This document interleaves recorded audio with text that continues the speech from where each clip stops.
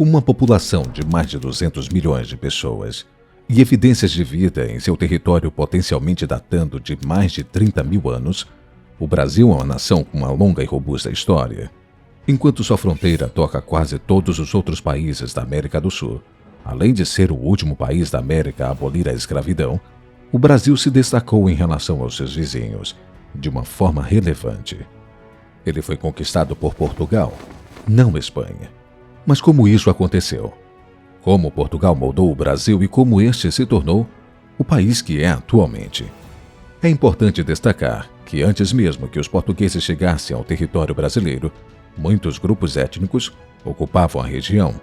Portanto, a história não passa a existir apenas com a chegada dos portugueses. Pelo contrário, devido à ausência de registros detalhados, muito se perdeu sobre esses povos. Mas sabe-se que com a chegada dos jesuítas, obras gramaticais foram produzidas com o intuito de normalizar as línguas mais difíceis. Nesse processo, foram descobertos 4 grupos linguísticos principais: os tupi-guaranis, os caraíbas, os macro-gens e os arauáques. Desses grupos, derivam diversas variações linguísticas, até chegar aos idiomas indígenas mais modernos. Para se ter uma ideia, antes do descobrimento do Brasil, falavam-se aproximadamente 1000 línguas. Atualmente, ainda que o português seja o idioma oficial, a quantidade de línguas sobreviventes foi reduzida para 180, sendo que apenas 11 delas são faladas por pouco mais de 5.000 pessoas. O primeiro explorador português a chegar ao Brasil fez isso nos anos finais do século XV, ou em 1500 para ser mais exato. De acordo com o livro de Duarte Pacheco Pereira, De Situs Orbis, ele havia encontrado o Brasil em 1498, enquanto corria uma expedição para o rei Manuel de Portugal, mas essa não é a linha de tempo geralmente aceita. Em vez disso, costuma-se afirmar que a primeira expedição portuguesa que chegou ao Brasil veio em 1500, em uma frota comandada por Pedro Álvares Cabral. Naquela ocasião, Cabral estava em seu caminho para as Índias, mas ocorreu um desvio e ele acabou avistando a terra. Isso levou a frota a atracar em Porto Seguro e iniciar o período de colonização portuguesa. Uma vez que se percebeu que a nova terra encontrada estava do lado português do Tratado de Tordesilhas, o objetivo inicial era estabelecer um assentamento com o foco de monopolizar o comércio, particularmente o popular comércio das madeiras vermelhas de árvore, pau-brasil.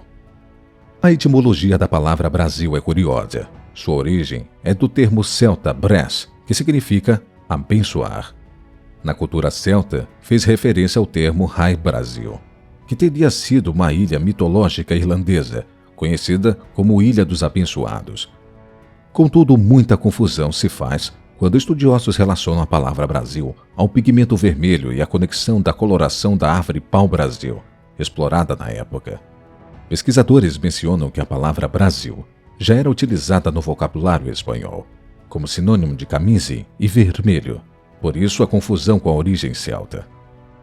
No caso dos celtas, conta-se que a ilha mitológica Rai Brasil ficava oculta aos olhos humanos e só poderia ser vista a cada 7 anos, mas ainda assim, era muito difícil de ser encontrada. A exploração do local trouxe aos portugueses uma interação direta com a vasta população de indígenas do local. Primeiramente, acreditava-se que os assentamentos portugueses e os nativos poderiam ter trabalhado em harmonia para colher e comercializar o pau-brasil, mas esse processo não durou muito à medida que a situação evoluía.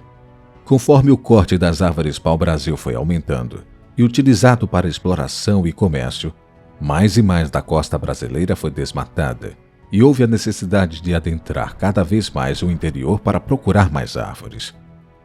Como consequência, muitos dos colonizadores começaram a considerar formas alternativas para a produção de recursos para comércio, como o estabelecimento de plantations. Assim termina a colaboração entre os portugueses e os nativos, da mesma forma que os primeiros decidiram que a melhor maneira para trabalhar com as plantações foi escravizando os indígenas. O resultado disso foi a morte e a fuga de dezenas e dezenas de indígenas, que ou esperavam escapar da escravidão, tinham adoecido com doenças recém-introduzidas da Europa, ou poderiam mais tarde morrer como escravos por causa das péssimas condições de trabalho.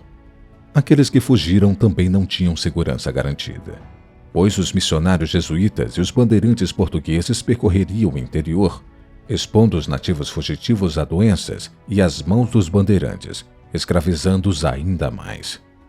Em meados da década de 1530, o Brasil havia sido dividido em mais de uma dúzia de colônias individuais a serem possuídas e governadas pelos ricos nobres portugueses. Embora todas essas colônias, com exceção de uma, fossem eventualmente divididas à coroa portuguesa em 1549, pois não haviam tido verdadeiro sucesso. Um novo governador-geral foi posteriormente enviado para administrar o território e uma capital foi estabelecida em Salvador. Os portugueses não eram a única potência europeia que queriam participar da ação no Brasil. Além da ocasional disputa de fronteira com a Espanha, Portugal não teve que se preocupar muito com seu vizinho ibérico, graças ao Tratado de Tordesilhas do século anterior. Foi este acordo que claramente colocou o Brasil no reino de expansão de Portugal, não da Espanha, embora fora da Ibéria e do próprio decreto papal que havia solidificando o tratado, ninguém realmente aceitou estas fronteiras. Como resultado, a França, a Inglaterra e outras potências coloniais estavam ansiosas para alcançar o Brasil e tomar as terras que conseguissem. Os franceses, em particular, tentaram se cingir ao mapa, mas foram vencidos pelos portugueses na segunda metade do século XVI. Os holandeses também tentariam mais tarde confiscar parte do Brasil, mas eles acabariam cedendo as posses portuguesas. Enquanto os portugueses coordenaram para manter-se fortes contra seus rivais externos, com o Brasil, algumas questões que requeriam soluções rápidas começaram a surgir.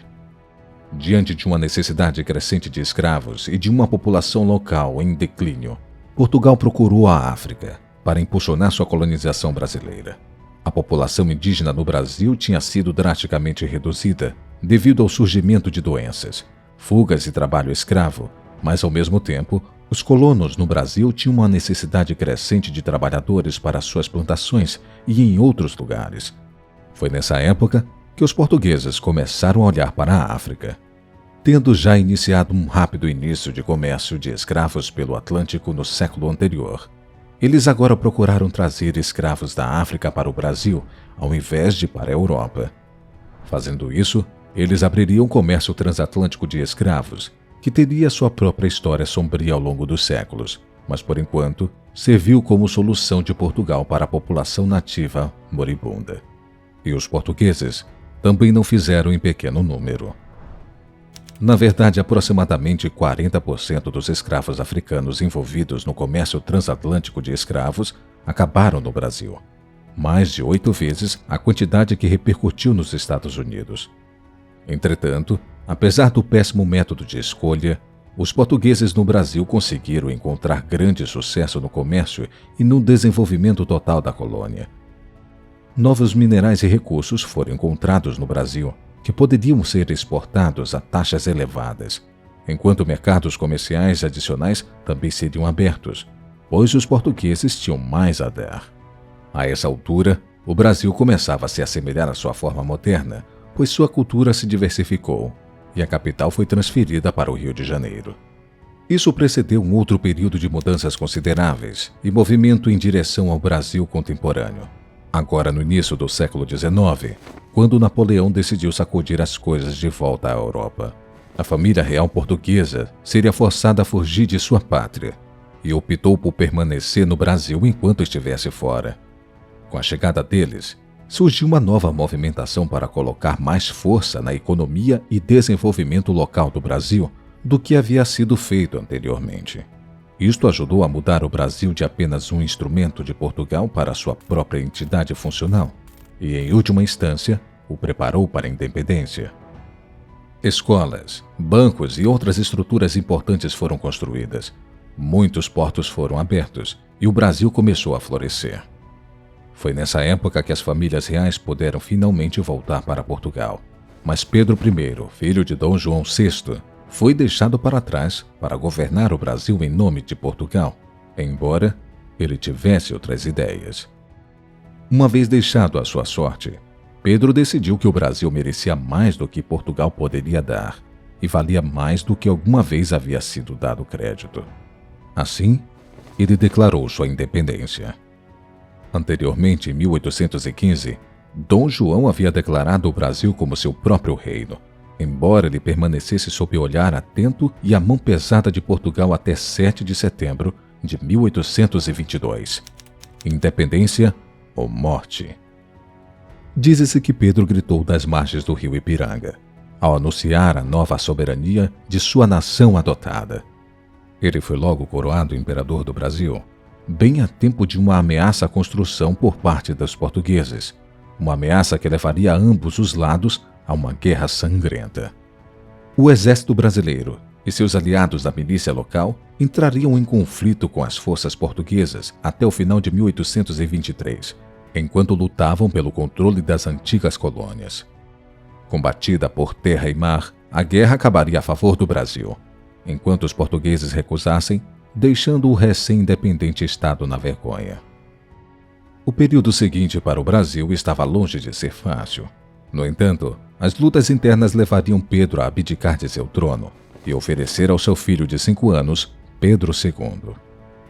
Posteriormente, o império seria entregue a uma linha de regentes que governaria no lugar do jovem rapaz até 1840. Confrontos com vizinhos sul-americanos do Brasil poriam à prova a soberania da jovem nação. Mas nada parecia amortecer o espírito do comércio brasileiro, nem a imigração para o país. Entretanto, a época do Brasil como império chegaria ao fim em 1889, um ano após a abolição da escravidão pela monarquia. Em seu lugar foi fundada a República Brasileira, agora conhecida como a República Velha. Em 1930, após uma sequência de presidentes geralmente amenos, Getúlio Vargas tomaria o poder com um golpe militar e governaria como ditador até 1945.